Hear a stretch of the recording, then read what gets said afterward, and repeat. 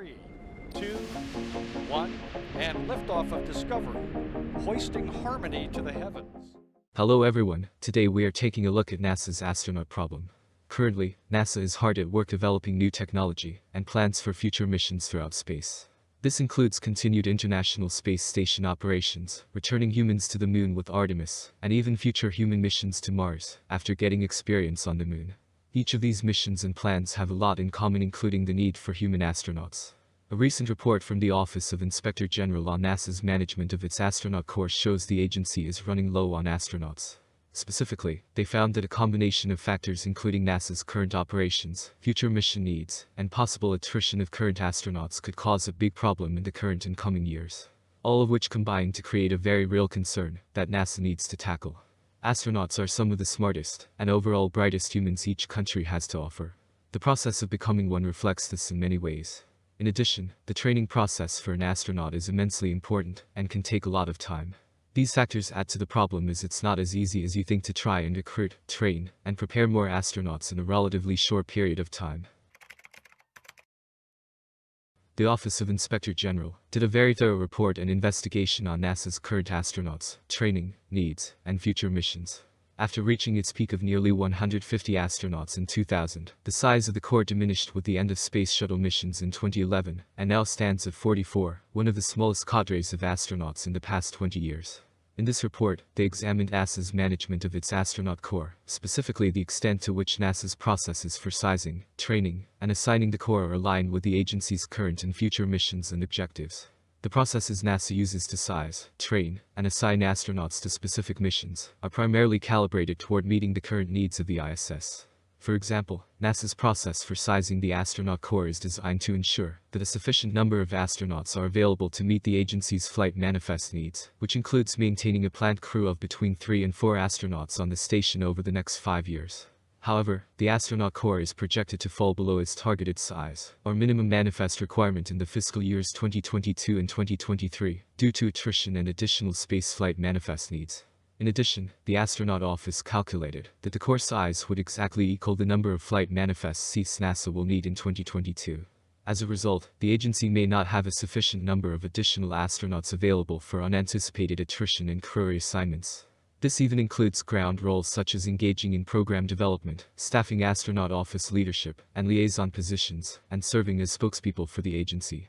In light of the expanding spaceflight opportunities anticipated for the Artemis missions, the Corps might be at risk of being misaligned in the future, resulting in disruptive crew reorganizations or mission delays. Artemis missions are just around the corner in terms of time, all of which will require a constant stream of astronauts for many different missions. As of right now, NASA is not quite prepared for that extra demand of astronauts. This could cause additional delays to missions such as Artemis. Over time, the specific skill sets needed within the Astronaut Corps have evolved with the agency's spaceflight missions. From Apollo's need for test pilots to the station's need for scientists and mission specialists. As the Artemis program offices work with the Flight Operations Directorate and Astronaut Office to identify required skill sets for spaceflight missions beyond the ISS, including pilots, medical doctors, and scientists, the composition of skill sets within the Corps may need to be augmented to ensure sufficient capacity to execute Artemis missions. However, it was found that astronaut skill set data is not consistently collected, comprehensively organized, or regularly monitored or updated. The Chief and Deputy Chief of the Astronaut Office said they can use various tracking systems, if needed, but given the small number of astronauts in the Corps, they primarily rely on their own informal knowledge to inform skill set decisions.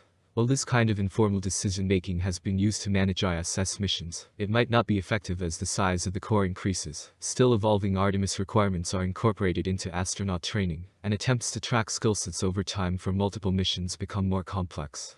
Not only this, but the Astronaut Office's personnel databases also lack comprehensive demographic information specific to the Astronaut Corps. This poses a challenge in assessing whether NASA is meeting agency and administration diversity, equity, inclusion, and accessibility objectives. Lastly, as the agency prepares for crewed Artemis missions, astronaut training needs will change. As with sizing, the current astronaut training framework is primarily aligned to ISS mission requirements. The Astronaut Office is in the process of developing a framework for Artemis training, but this framework has not been formally chartered, nor have any Artemis crews been announced.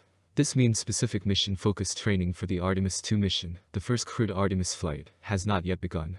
While the astronaut office estimates training for the Artemis 3 and successor missions will require approximately 2 years, even with the projected delays to Artemis 2 and 3 launches, the agency could be overestimating the time available to develop and implement the necessary training framework and regimen across key Artemis systems. Delays in moving beyond the current ISS-focused approach for current and future astronauts increase the risk of delays in developing the necessary training to meet Artemis mission goals. This all adds up and becomes another of many possible delays for the Artemis program. Based on the information that I just mentioned, NASA's current lack of astronauts and possible training does not sound very promising for upcoming missions. However, the agency still has time, and the Office of Inspector General had some recommendations as well. These recommendations included NASA's Director of the Flight Operations Directorate and the Chief of the Astronaut Office to further centralize and maintain its collection, summary, and monitoring of detailed astronaut data. This data consists of skills, certifications, training, and demographics to better support the sizing and alignment of the Astronaut Corps and to help inform recruiting and training of astronauts to fulfill NASA's strategic goals. They also recommended the Director of the Flight Operations Directorate and the Chief of the Astronaut Office should coordinate with Artemis program offices. This would help complete the development and chartering of the framework of Artemis boards and panels to ensure alignment with future mission training needs for new vehicles and missions, including Orion, Next Generation Spacesuits, HLS, and Gateway. Conclusion. Exploring and working in space requires countless amounts of resources and smart individuals. This includes the need for astronauts who play a vital role in current and future NASA missions. However, a closer look found that a combination of factors including NASA's current operations, future mission needs, and possible attrition of astronauts could delay current and especially future operations. The agency still has time to work on and correct this error, and do its best to train and prepare more astronauts for the future. We will have to wait and see what NASA does, and the impact this has on the future of human missions to the ISS, Moon, and more. Thank you very much for watching.